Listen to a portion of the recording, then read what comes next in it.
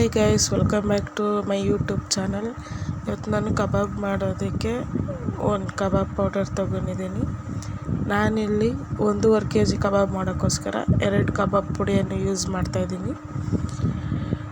2 ಕಬಾಬ್ ಪೌಡರ್ನ ಹಾಕ್ಕೊತಾಯಿದ್ದೀನಿ. ನೀವು ಎಷ್ಟು ಚಿಕನ್ ತೊಗೊತೀರೋ ಅದ್ರ ಮೇಲೆ ನೀವು ಹಾಕ್ಕೊಳ್ಳಿ. ನಾನಿಲ್ಲಿ 1.5 kg ಚಿಕನ್ಗೆ 2 ಕಬಾಬ್ ಮಸಾಲ ಹಾಕ್ಕೊಂಡಿದ್ದೀನಿ. ಮತ್ತು ನಾನಿಲ್ಲಿ ಎವರೆಸ್ಟ್ ಚಿಲ್ಲಿ ಪೌಡರ್ ಯೂಸ್ ಮಾಡ್ತಾಯಿದ್ದೀನಿ. ಇದನ್ನು ಹಾಕಿದ್ರೆ ಕಲರ್ ಏನು ಹಾಕೋದು ಬೇಡ, ಯಾಕಂದರೆ ಇದರಲ್ಲೇ ಕಲರು ಮತ್ತು ಖಾರದ ಪುಡಿ ಎರಡೂ ಕೂಡ ಆ್ಯಡ್ ಆಗಿರುತ್ತೆ. ನೆಕ್ಸ್ಟ್ ನಾನಿಲ್ಲಿ ಜಿಂಜರ್ ಗಾರ್ಲಿಕ್ ಪೇಸ್ಟನ್ನು ಉಪಯೋಗಿಸ್ತಾ ಇದ್ದೀನಿ. ನಾವೆಲ್ಲ ರೆಡಿಮೇಡೇ ಯೂಸ್ ಮಾಡೋದು, ಯಾವುದು ಮನೆಯಲ್ಲಿ ಯೂಸ್ ಮಾಡೋಲ್ಲ, ಎಲ್ಲ ರೆಡಿಮೇಡೇ ಯೂಸ್ ಮಾಡೋದು.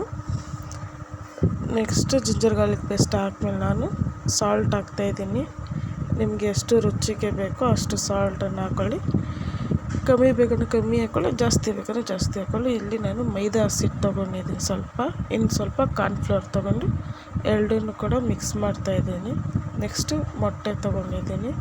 ನಾನಿಲ್ಲಿ 1 ಮೊಟ್ಟೆ ಹಾಕಿ ಮಿಕ್ಸ್ ಮಾಡ್ತಾಯಿದ್ದೀನಿ.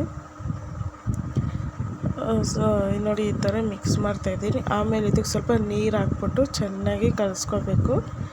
ಸ್ವಲ್ಪನೂ ಅದು ಗಂಟಾಗಬಾರ್ದು, ಈ ಥರ ಬರಬೇಕದು.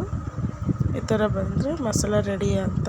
ನೆಕ್ಸ್ಟ್ ಇದಕ್ಕೆ ಚಿಕನ್ನ ಆ್ಯಡ್ ಮಾಡ್ಕೋಬೇಕು. ತೊಳೆದಿರೋ ಚಿಕನ್ನ ಒಂದು ಸ್ವಲ್ಪನೂ ನೀರು ಇಲ್ದಿರೋ ಥರ ಈ ಥರ ಮಾಡಿಬಿಟ್ಟು ಕಲಿಸ್ಕೋಬೇಕು. ಚಿಕನ್ಗೆ ಚೆನ್ನಾಗಿ ಮಸಾಲ ಹಿಡಿಬೇಕು. ಫಸ್ಟು ಮಸಾಲ ಎಷ್ಟು ಹಿಡ್ದಿರುತ್ತೋ ಕಬಾಬ್ ಹಂಗೆ ಕ್ರಿಸ್ಪಿಯಾಗಿ ಬರುತ್ತೆ. ನೆಕ್ಸ್ಟು ನಾನು ಇಲ್ಲಿ ಕರಿಬೇವನ್ನ ಹಾಕ್ಬಿಟ್ಟು ಚೆನ್ನಾಗಿ ಕಲಿಸ್ಬಿಟ್ಟು ಒಂದು 2.5 hour ಮ್ಯಾರಿನೇಟ್ ಮಾಡೋಕ್ಕೆ ಇಡ್ತೀನಿ.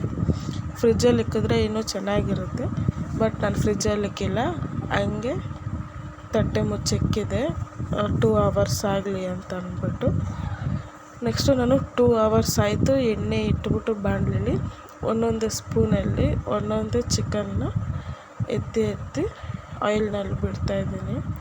ನೋಡ್ತಾ ಇರ್ಬೋದು ನೀವು. ಇದೇ ಕ್ವಾಂಟಿಟಿ ಮೇಲೆ ನಾನು ಸ್ಪೂನಲ್ಲಿ ಕಲಿಸ್ಕೊಂಡು ಒಂದೊಂದು ಆಯಿಲ್ನಲ್ಲಿ ಬಿಡ್ತಾಯಿದ್ದೀನಿ. ಸೊ ಬಾಣಲಿ ಫಿಲ್ ಆಗೋವರೆಗೂ ಹಾಕ್ತಾಯಿದ್ದೀನಿ.